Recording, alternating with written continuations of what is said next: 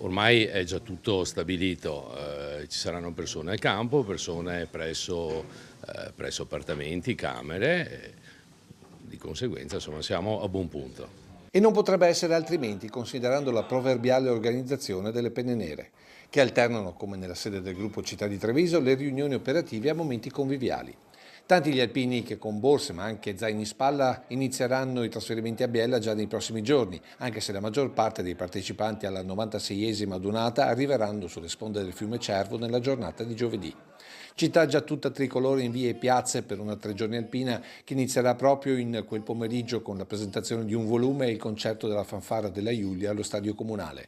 Venerdì alle 9 la prima cerimonia ufficiale con l'alzabandiera, l'inaugurazione della cittadella degli alpini e della protezione civile, mentre dalle 19 ci sarà la sfilata dell'Abaro Nazionale dei Gonfaloni in Piazza Duomo e Unità d'Italia.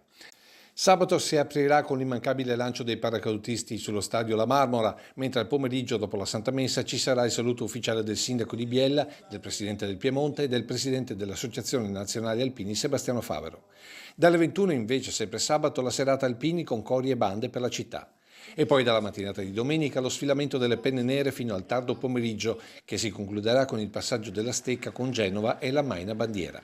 Il terzo raggruppamento, quello del Friuli Venezia Giulia, Trentino e Veneto, dovrebbe sfilare sotto mezzogiorno.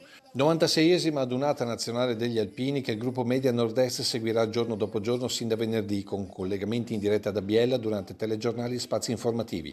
Sabato sera le nostre telecamere racconteranno momento per momento la grande festa tra fanfare e cori, mentre dalla prima mattinata di domenica trasmetteremo tutta la sfilata rigorosamente in diretta fino al passaggio della stecca e alla Maina Bandiera. Particolare attesa ci sarà per il passaggio del gruppo Città di Treviso il ricordo dell'artigliere alpino Giancarlo Gentilini. Noi stiamo facendo delle valutazioni se è il caso di inserire uno striscione, ma ci dobbiamo pensare un attimo, dobbiamo trovare la soluzione ideale che vada bene un po' a tutti.